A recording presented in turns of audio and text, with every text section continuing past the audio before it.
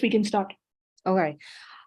Well, good evening, everyone. Welcome to the Kautilya School of Public Policy's Let's Talk Policy series. My name is Nidhi Razdan, and we're happy to be back to doing a series that actually we started a couple of years ago with great success. It's good to see that it still continues. And we're here to talk about something that actually should concern all of us, not just policymakers, but all of us who want to see India grow and prosper. And that is the rate of women who are working in our economy, in the workforce. And over the last few decades, we have actually seen fewer and fewer women are actually part of the Indian workforce. And this is really a bit of a contradiction because we've seen our economy growing. In fact, the Indian economy, according to one data point, has grown more than 10 times since 1990. But the female workforce participation in that economy has fallen from 30% in 1990 to about 19% in 2021. So you can see that actually fewer and fewer women are part of this workforce. It is a matter of concern. Why is this happening? Why are women not working in our economy the way that they should be? Do the statistics even tell us an accurate picture? Because we do have a very big informal sector as well. And many women work in that informal sector. So does the data accurately reflect the contribution that women are making to the economy? Let me welcome a very fantastic panel that we have on this webinar today. Please let me welcome first Mahesh Vyas, the MD and CEO for the Center for Monitoring Indian Economy. Mr. Vyas does some fantastic work in bringing data points to us regularly on unemployment, workforce participation. It's very valuable data in the absence of, frankly, accurate government data. So thank you, Mr. Vyas, for what you do.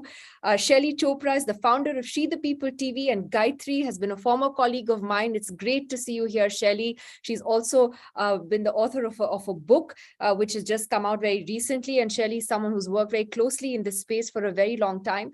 Mritvika Raisinghani is the co-founder and CEO of SAMA, an organization that is actually trying to find ways to increase female workforce participation. It will be interesting to see what Mritvika has to tell us in terms of the data points and what she's hearing on the ground. And Dr. Vasudha Kartu, who is an assistant professor with the Kautilya School of Public Policy, joining us this evening as well. Thank you very much to all of you for being with us.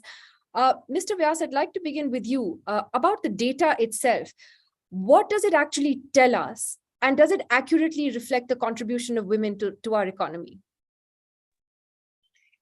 Thank you, Nidhi, for having me here. Thank you, Kautilya Public Policy School, for inviting me here as well. So first, really a big thank you to all. The data is unfortunately very depressing. And the data that we collect at CMIE, we conduct a large household survey called the Consumer Pyramids Household Survey, over 178,000 households, three times in a year. And that tells us that the labor force participation rate for women is as low as 10%. This is amongst the lowest in the world. According to official statistics, they would tell you that the labor force participation rate is around 24% or so. We both have differences, official statistics and our data. Differences are essentially in the definition.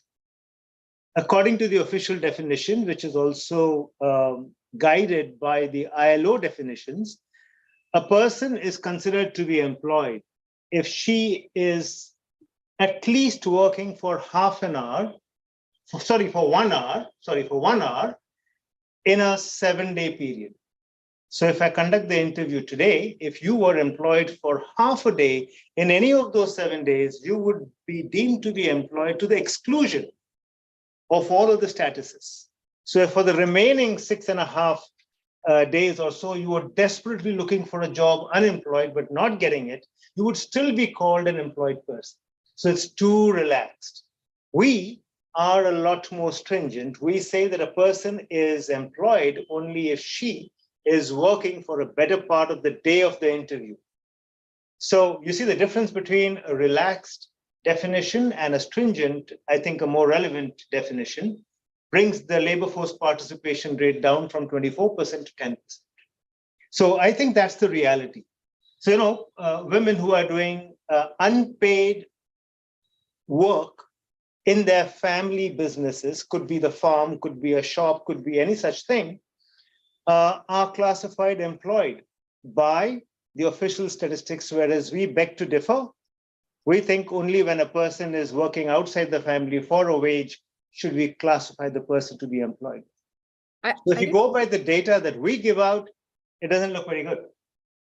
So I'll come to the question of why in just a moment, but Mritika Raisingani, can you sort of add to that? Would you agree with Mr. Vyas's data points here? Is the definition just, I mean, completely bizarre actually when you look at it? Yeah, no, I think we actually went with the CMI data from Jan 2022 to March 2022, which said only 9% of urban women were gainfully employed. And that kind of made us sit up and say, where are the 91%? What are they doing? What can we do to sort of move the needle in our lifetimes?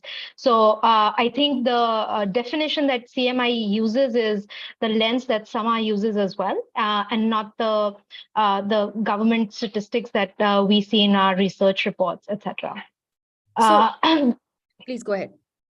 I think the seen reasons which are related to life stages of why women leave, marriage, relocation, childbirth, caregiving, etc., are all seen reasons which we hear about and we read in a lot of reports. I think the unseen reasons, the microaggressions in workplaces, the non-inclusive cultures, and lack of empathy and psychological safety are some of the very untalked reasons for why women don't even want to put up the fight. And, organizations need to sort of make space for women to have longer careers there, which is what, Sama is trying to sort of, bring to the surface by, using data-driven approach. And I'm sure we'll talk more about it, but yeah, that's what we're trying to do. I want to talk about the reasons in some detail, just getting initial comments from everyone. Sherry Chopra, it's interesting, what Mritika said about motherhood, etc. I mean, but these are truths that have always been there. So why do you think we've actually seen fewer women work today? What do you think has changed? Hi, thanks, Nidhi. In my opinion, it's not as if things have changed per se. In many ways, if one looks at standard parameters, the country's become more prosperous, so to speak. There is, I would say, at least a conversation on safety. And in terms of workforce and awareness, I think there's far more that we have at least done in terms of moving that needle. So, which is why I think it's an even bigger shocker that we have many counts on the economic indicators that are showing that there is improvement, but women are actually falling off the workforce. Now, other than the definition part of it, I think one thing that I found in my research, writing Sisterhood Economy, the book that's my latest edition, is really to note how there are so many invisible non-economic factors. Perhaps maybe the word is not even non-economic factors we don't consider economic at this point, which are essentially the ones that are driving women back.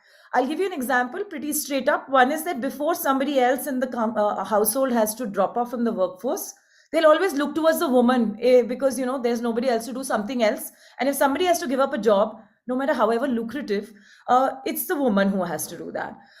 When there are emergency situations, COVID, I would call as an example, and there could be something else as well, in another case.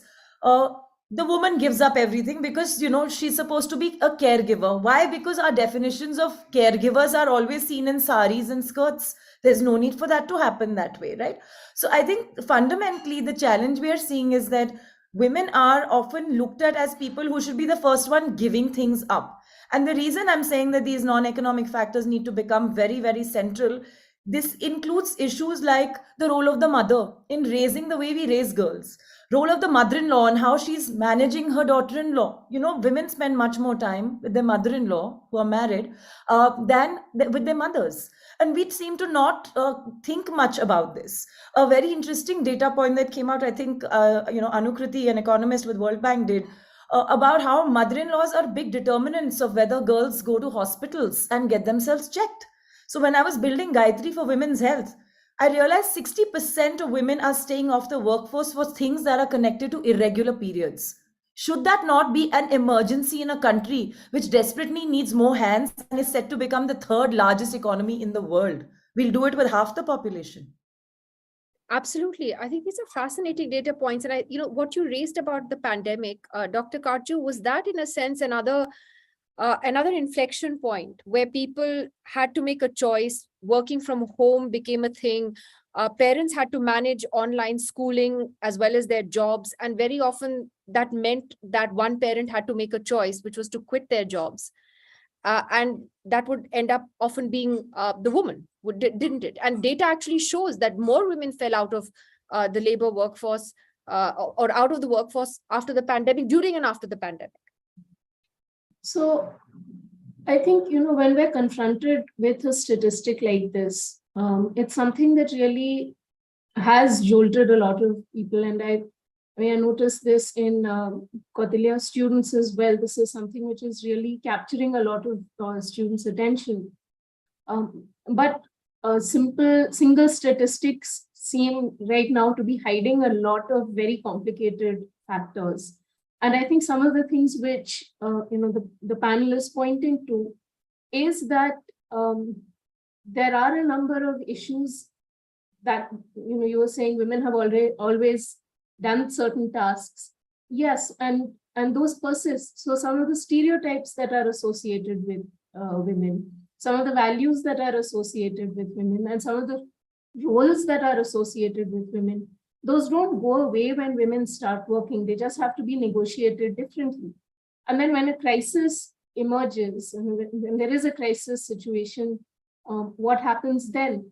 So I think one of the things we do have to think about in this situation is, we think of it in terms of women, what is keeping women from working, what is keeping women out of the workforce.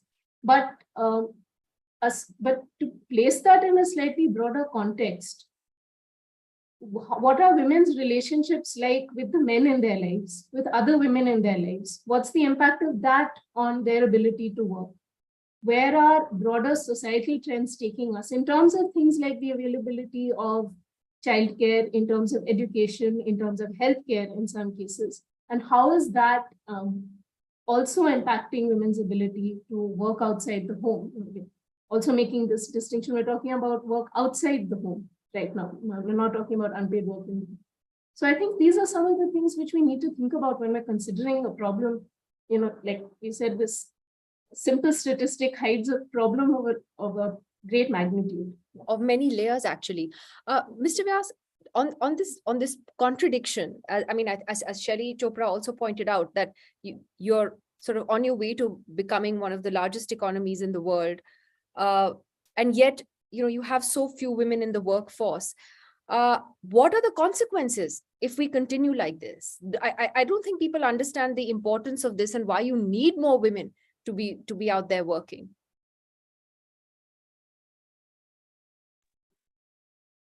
Yes, I think it's a contradiction that is really very difficult to answer. How is it that India continues to grow at 6-7% per annum for, I guess, decades without employment as a whole increasing? So it's not only about women, it's actually about employment at large. So I won't only narrow this down to only women. The problem gets worse for women when the economy grows in a fashion that it does not generate jobs. Then, as Shelly Chopra said, the first person who is asked to give up the job is the woman, or the expectation at least is the woman should give up the job. And we actually saw this in the data. So pre and post demonetization, we began our monitoring in 2016, in 2016 January, and demonetization happened in November 2016. And after that, steadily and almost sharply, there was a fall in the number of people working in a house. So in a family, in a home, there was a larger proportion of households where more than 2 people were working. And that largely comprised of men and women. After demonetization, that proportion of 2 people working in a household dropped very sharply, and the person who dropped out was the woman. So in hard times, women suffer. And I think the solution to this, although there are a lot of sociological problems, I think the solution lies in the economy growing in a manner which generates more jobs and investments which are designed towards creating more jobs. So, for example, if we are largely investing today into infrastructure, it's roads, it's ports, it's all those kinds of infrastructure thing which people are very happy about. But those infrastructure projects are not very useful for employment of women. And if you give me a little 1 minute more, let me tell you that there is a structural shift which is against women getting employed. Little window of history, we moved from employment in farms to factories. Farms, when we were poorer, employed more women. When the employment moved in favor of factories, factories were not very useful for women. Women moved to construction. They could not go to the factories. Then came another good shift for women, which is services. And in services, women found more places. So whether it is IT or it is healthcare or it is entertainment or it is a whole slew of things, financial inclusion, financial markets, all of them were friendly to educated women. Those investments have gone down, and now the investments are in infrastructure, which is hard and found far from your homes.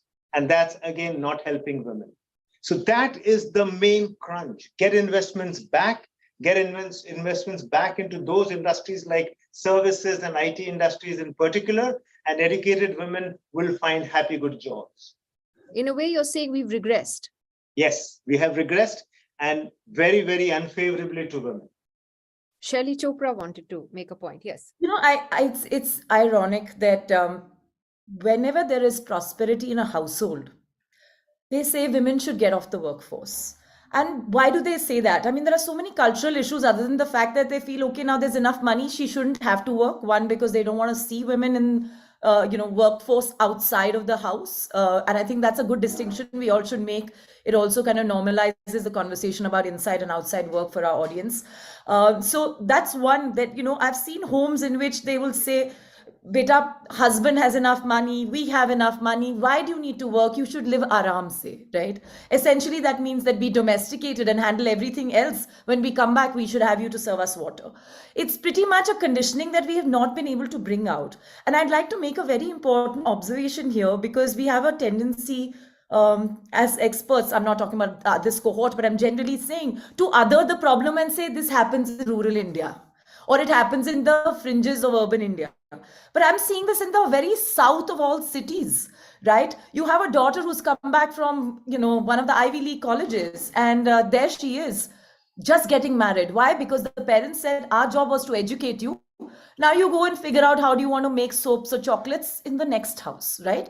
The woman wants to be an investment banker, but no, this sort of cultural setting in an extremely rich household is very similar to one where we are cribbing about lack of education, lack of rights and all of that.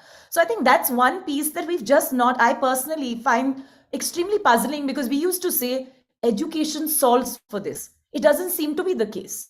Very educated families are just getting their daughters prepped up like turkeys and left them at home and saying, sorry, we've given you everything, but you can't move from where you are today because, culturally it doesn't look good that you're in the workforce, as if we don't have enough to feed you. This is the way they talk. You're right. And I won't name him, but I once met a corporate leader who actually told me that it wasn't worth his while to invest his money, which he has a lot of, for his daughter's higher education abroad, because after all, she will end up getting married and move away anyway. So main apne bete ke liye karunga. So there is that. And I mean, this is somebody, who's studied at the best universities abroad and is very well educated, and yet, says something like this. And Mridvika wanted to sort of come in on that point as well. I mean, it's ironic because actually on parameters like education, etc., we're doing better, right? You would think that would in a way push women to want to work more or to be out there more, and that's not happening. It's another contradiction. Yeah, I just wanted to build on Shelley's point. Like, whenever there's prosperity or adversity, like, women are thrown in the midst of like, go figure it out and go find a job. So, with a lot of technology companies laying off and, the households who were single income not having, their main provider having a job, now they're requesting their, partners to go and find jobs. Ones who had left jobs for a very, very long time are not able to sort of find jobs that would pay them at market value and whatnot. So both at prosperity as well as adversity, it's women who have to face the brunt is the point I wanted to just build on Shelley's thought. I just also find it fascinating, Dr. Karju, that in terms of conservative values, we're still a largely traditional conservative society. I think that's another point that everyone's made. A lot of jobs are seen as unfriendly to women. We don't have women-friendly jobs. I mean, like Mahesh Vyas was saying about infrastructure, that's definitely seen as something that men would do. But we still, I mean, I actually met some people over the last few weeks, somebody who told me that, well, my parents didn't want me to become a journalist because it meant I would come home at, or late hours at night, which was perfectly normal for me for all these years. But I realized for a lot of people, it's a roadblock, right? Dr. Karju. I think, a lot of times when we use terms like conservative or traditional, it's a way of placing problems in an era different from our own, or thinking that certain people have a mentality very different from our own and we can't quite comprehend it. And I think it takes away our attention from how much things we think of as traditional are very much in the present, very much part of our lives today and the lives of people we see around us today. And I think that, as one of the things which we often think about in terms of tradition is these, cultural practices. As the household income increases, women shouldn't need to work anymore, right? And again, we're thinking of women as individuals who have choices to make. But we forget how bound up those choices are in families, in religious communities, in caste communities, and what role women have in creating and reproducing those communities, and where that takes us, and how their education and their work plays into that. So I think it's sometimes useful to just flip certain questions and see where that takes us in terms of thinking about problems. So we're all talking about why women aren't in the workforce. What enables women to work? Why are women working in the first place, right? What makes women want to work in the first place? The reasons that are coming out here, we're talking about the harm to the country's economy, that we're not going to grow if most of our people who are capable of working are not working. We're talking about families who need women's incomes, but when they don't need them anymore, then they'll withdraw them, right? Where are we talking about what women want for themselves, and where women see themselves, where they see their own ambitions, where they see their own careers? I think these are some things that we need to start entering these conversations. So Mritika, let's look at solutions and let's look at what can we do? How do we change things? And what is it in your research and your work on the ground that you found can actually help bring more women back into the workforce? Sure. So, every woman's journey is very, very unique, and, it stems from their own social conditioning. And therefore, what we are trying to do is not look at personalized solutions or interventions for every woman, but we are trying to attack the same problem from the lens of the lowest hanging fruit as to what organizations can do. The one thing that sort of, we found as a white space when we were doing our research was organizations still make interventions or invest in interventions on anecdotal evidence. They don't use data-driven approaches or use data to guide, their interventions. there will be policies in place. A lot of corporates would stand up and say that we have paternity leave policy, but less than 1% of organizations in India are actually offering paternity leave, and more than 65% of men take less than 1 week, and 1 out of 6 dads have even sort of taken any leave at all.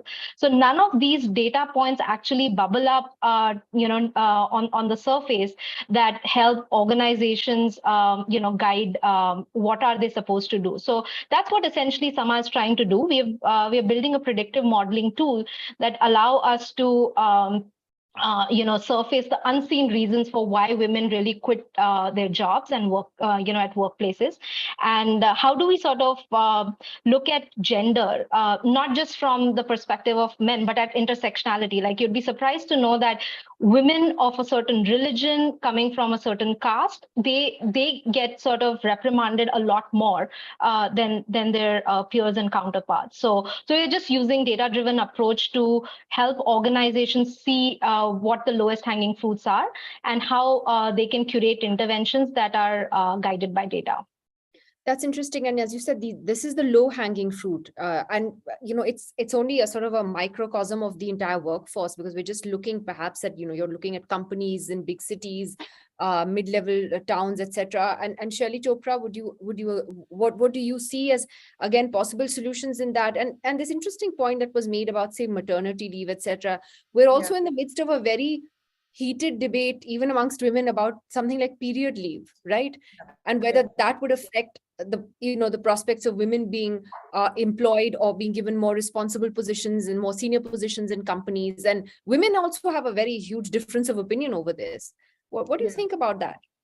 I think while policy is important, sometimes we use it as a crutch to say, oh, we've done this for women. And then we put our hands up. Okay.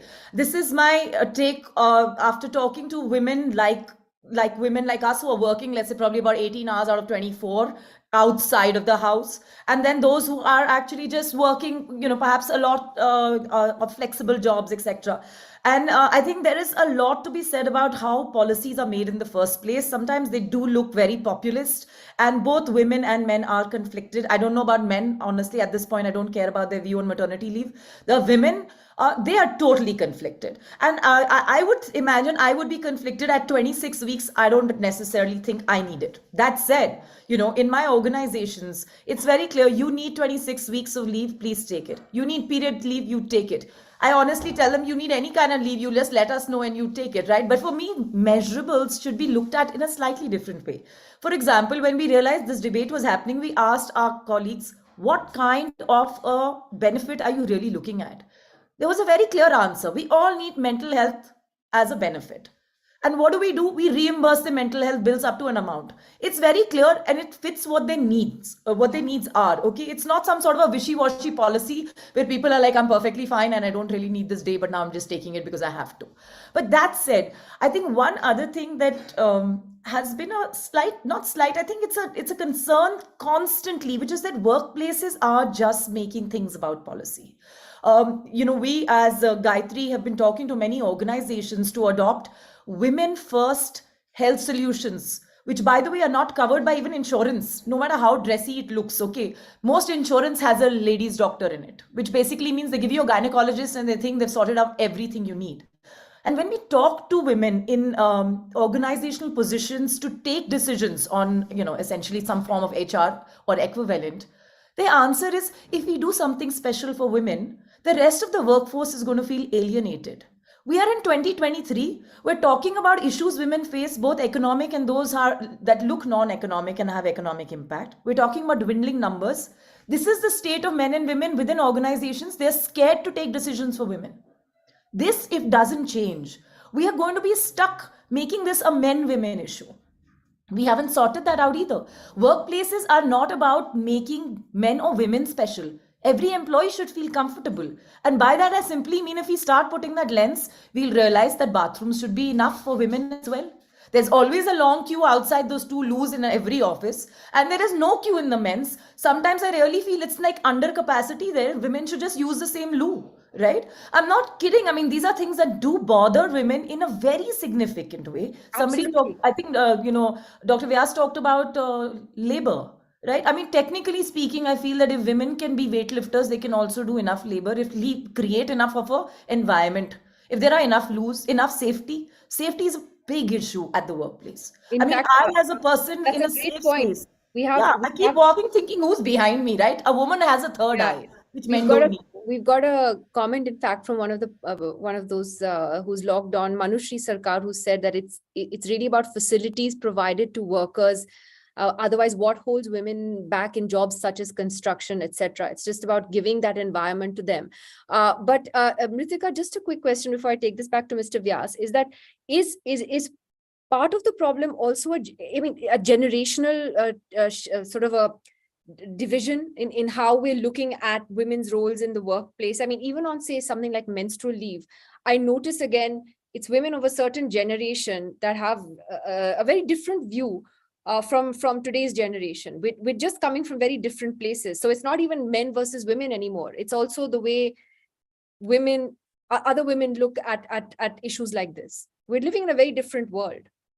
Yeah, I think it's social conditioning, largely speaking, right? Like if my mother or my sister experienced, period pain or cramps, they never showed it. It was expected to silently bear it, and therefore, they just went about their work, and no one in the house would know, and they would cook, and they would clean, and they would go to work, and whatnot.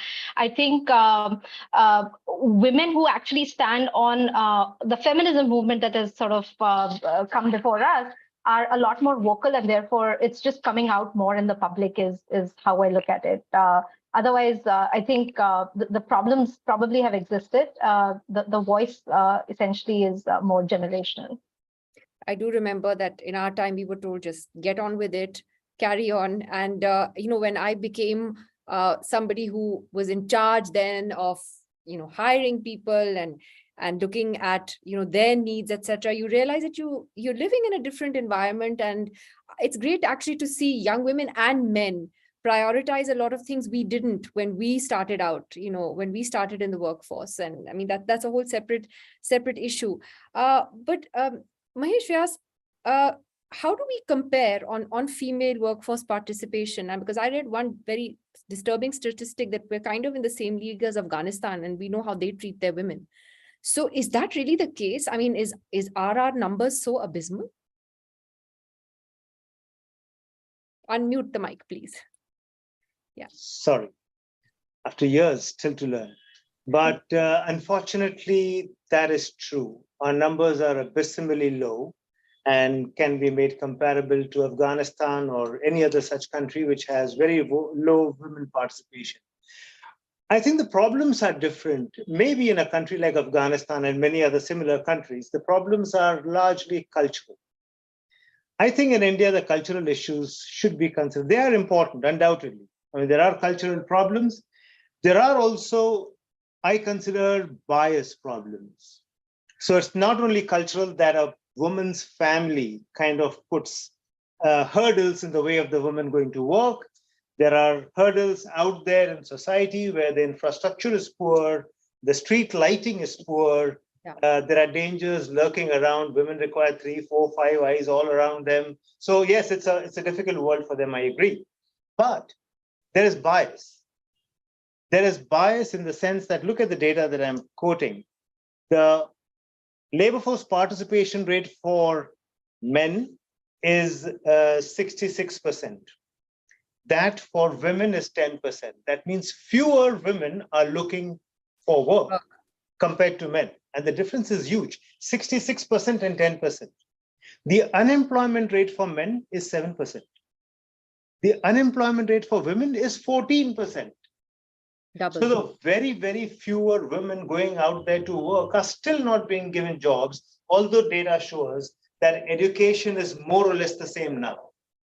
So similarly educated women are finding it twice as hard to get work, although 1/6 of them are seeking jobs. This is a clear case of bias. It's an open and shut case. So there is a mindset that people have, employers, that they are unwilling to provide jobs. Forget about providing loose or providing adequate other facilities. That's a different story altogether. I think the elephant in the room is investments. We are not seeing that. We need to recognize that if India starts investing aggressively, not just in infrastructure, but in the services sector, in even the manufacturing sector today is a little better than it was, let us say, in the 80s and 90s. I think a lot of women who can go to work will go to work. Many who believe and their families believe it's not worth going out to work will actually find employment, and female labor force participation rate will increase. Mind you, a marginal woman, a woman who's the additional woman who's coming into the labor force, is effectively seeing the statistics that women who go out to work find it much more difficult to get jobs, and therefore she's disheartened and goes back, rolls back. So if that bias goes away, and that will go away if there's a lot more investments, entrepreneurs just don't find it useful for them to invest. If they do that like they did in the 1990s, massive investments flows that happened, I think a very large part of women's labor force participation rate will be solved. And then we can address cultural issues and other gender-related issues. Can I ask you though, what does the data tell us about the informal sector and you know that part of the economy and women's participation there? Because it, I'm sure, tells a very different story. So, you know, the informal sector is where the women don't want to go. That's where the danger lurks. They would be very happy to go into a well-lit, large office with, you know, dozens of people, if not hundreds of people working over there in a very formal structure, where there is an HR department, where there are structures and layers that can take care of them. But what has happened is investments in the formal sector has collapsed. Informal sector has become more vulnerable. So if you don't get the right kind of investments, then you will not find the right kind of jobs. I think that's very well put, and busts a lot of myths, you know, about the informal sector as well. And just a last comment from you, Dr. Karju. Then, what do you think is the way forward from your perspective? How can we change things? You know, I just want to come back to something I think Shelley was saying a while ago. What do we do with policies? And policies again and again hinge on implementation. And implementation again and again hinges on how seriously people take them and how much they demand that they be implemented. And I think that is something which, you know, where policies have to become real for us. So if we're talking about policies regarding leaves, regarding sexual harassment, things which we think just exist on paper, to get them actually, to make them part of our lives is actually a struggle, but an extremely important one. And I think that is something which, like, you know, like we're saying, this is a complicated issue. There is no one solution that we're going to find to this. There is no one you know, answer that somebody can give that's going to solve everything. But everything has to add up and everything has to be tackled. And we have to figure out where problems are taking place and tackle them there. When you said about, you know, policymakers, that's an important point, and I'm coming back to Mahesh Vyas on this point, which is that it's like, you know, when they say at Alcoholics Anonymous, you have to first acknowledge that there is a problem. And as you said, when the definition is just so, when the bar is so low for what constitutes a woman who works, you know, then the government has to recognize that it needs to have a realistic definition of what this is so that you make realistic policy. So actually, that's a bigger problem we face right now, don't we, with data, is that there is we're living in a certain state of denial about, you know, the data that is real. That's true. There is a denial that there is a problem with respect to employment. There are all kinds of data being put out to claim that a lot of jobs are being created. For example, the government puts out data on employment in EPFO, as per the EPFO data, which is the Employment Provident Fund Organization's data, to say that we are seeing a large number of people getting enrolled into EPFO, which implies that there is an increase in formal employment. So I've shown this, that the monthly data are almost useless. And if you look at the data from the annual report of the EPFO, there is no increase in formal employment. So there is a denial, and there is actually something worse, I may call that to put out data which actually is misleading, to lead us to believe that everything is hunky-dory, don't worry.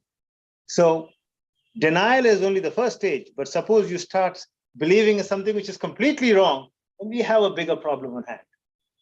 I think there are a couple of people who have questions that they wanted to ask the panel. So before we wrap this up, if we could ask whoever wants to. May I just come in for a Yes, second? please. Yes, sorry, I just saw your hand. It's an obvious sort of point, but governments aren't the only entities that make policies. And nor are we required to wait until the government tells us there's a problem before we identify a problem. So if a company says, well, I have equal numbers of women entering as say trainees, I am training them, I'm investing in them, and then I'm watching half of them leave or 2/3 of them leave. What am I doing wrong? It's not, you don't need to wait for the government to tell you something there. You are losing in very real sense. I think that is a great point. I think the government, more in the context of what Mahesh Vyas said in terms of generating investment and being just getting real about the issues we face with the economy as a whole. Does anyone have a question? I believe there are a couple of people who wanted to come in. Go ahead, please.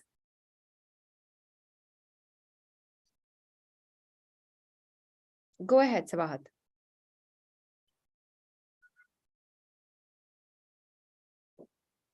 Okay, we have Priyanshu, but Sabahat Mir first. Go ahead. You'll have to unmute your mic, please. Good evening, everybody. Hi. Hello. We can hear you. Okay. This is Sabahat Nazir from Kashmir. It's really wonderful to be a part of this debate, this discussion, much needed discussion. I have certain points that are in my mind, that we say that the government cannot generate jobs for everybody, irrespective of gender. It is not possible for the government to generate jobs for everybody. Now, if we know that jobs cannot be created for everybody, say for example for women also, if we have all the educated women with expertise, skills and degrees, and all of them cannot be incorporated into the workforce, then why do we have so many colleges, so many professional courses? Why are the parents spending so much money on the education of their children when they are not certain about the jobs that will be provided to their children, whether their children will be employed or not? When they're not sure about the future of their children, about the career of the children, then why are they spending so much money on the formal education? That's my question. Who would you like to direct that to? I would like to direct that to Mr. Mahesh Vyas. Well, that's a doozy. That's a hard one, but let me try and answer that. I think that education is independent of jobs. Yeah. We all must get educated. We don't get a job, that's a bad thing to happen. But if we are uneducated and jobless, it is much worse than being educated and jobless. So let's first get educated and push to get jobs. But not getting educated is not a good thing. I think that's been very well put. And, again, I think in this country, one of the things we have is that we look at education only through that prism of what meko kaun si naukri milegi, and not really to look at how do I grow as a person. Priyanshu Singh, please go ahead with your question. So, good evening to everyone, and thank you for conducting this session. This was really fruitful session. So I have some question. I want to ask question from Nidhi ma'am, since I have been following her since my childhood. Her show Left, Right and Center helped me to gain interest in social and political issues. So we have seen the condition of women in Western world is way better than Asian world. So should we learn something from Western world, or do they have a better policy making, and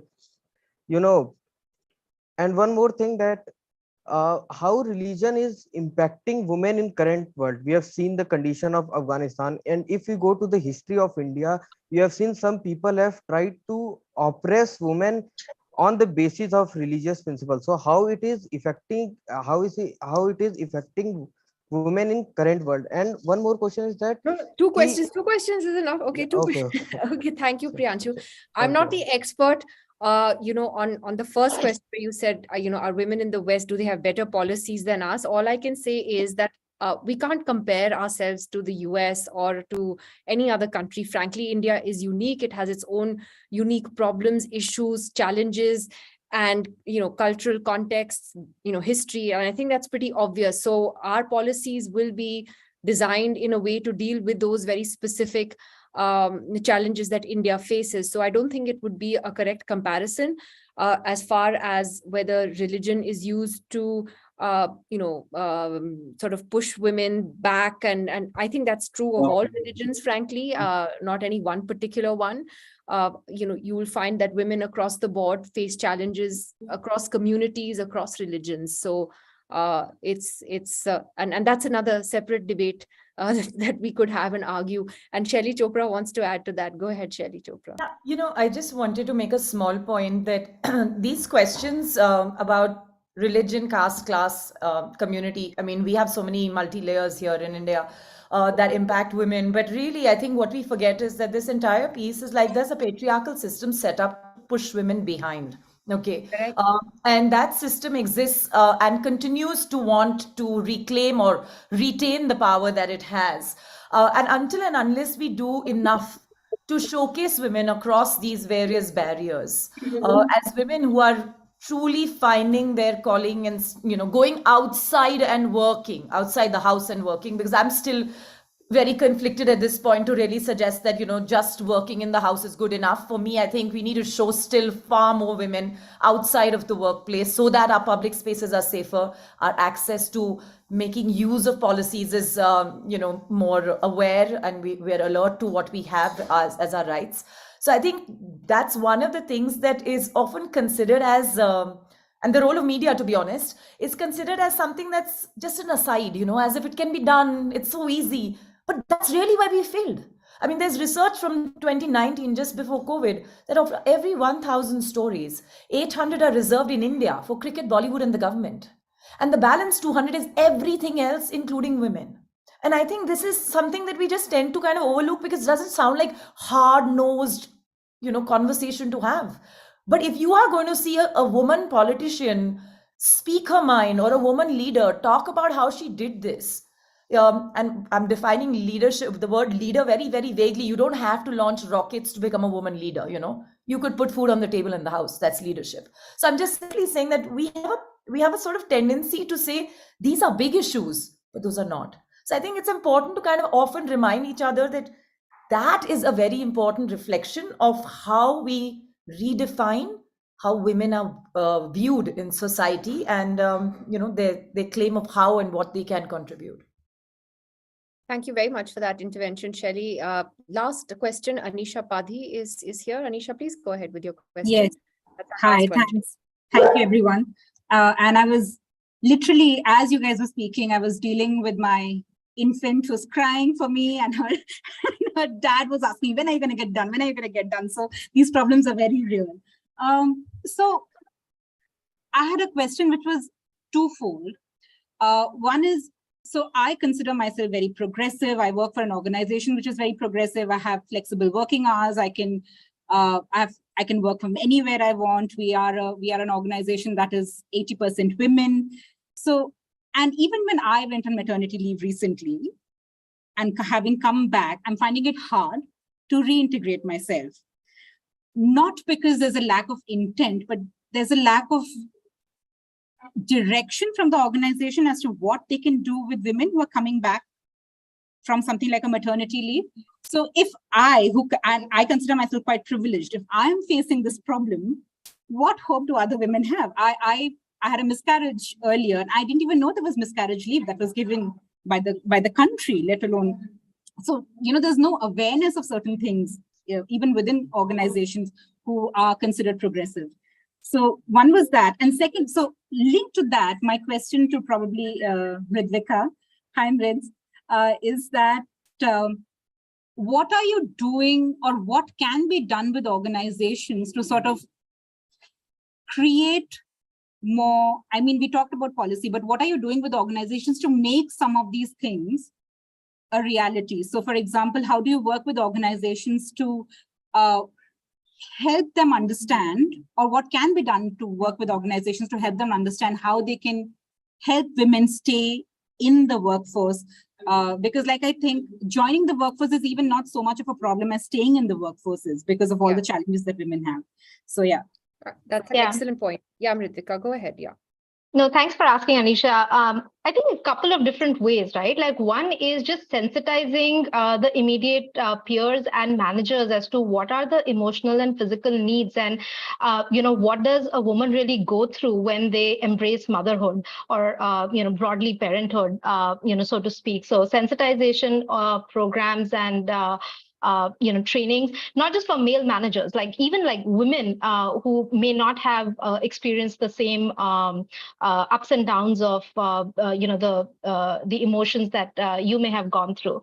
That's one. Some of the more progressive organizations that we have seen are also doing buddy programs. So while you are on your maternity leave, how do we keep you informed as to what's going on in the organization and kind of address some of your concerns? How do we keep you integrated even while you're away? Not to say that your time with the baby needs to be encroached upon, but just giving friendly sort of nudges on this is how we are doing, and inviting you to celebrate successes that the organization is experiencing because of all the work that you had put in. So there are a couple of different ways in some of the in which some of the progressive organizations are making headway into that. But I hear you, Anisha, we are far behind from where we need to be.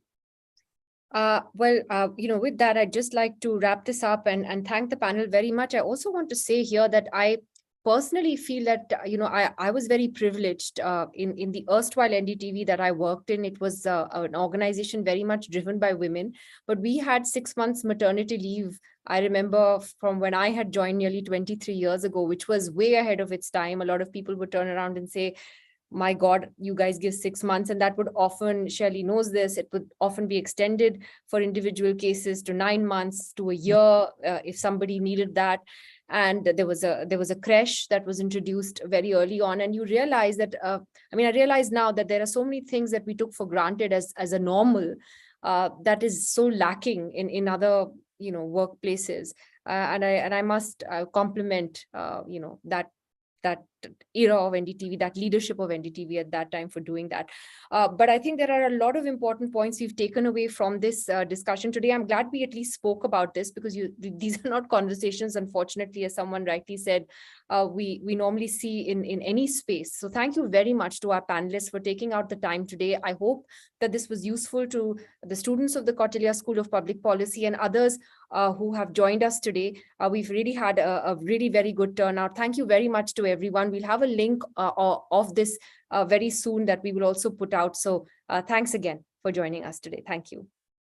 Thank you. Thank you.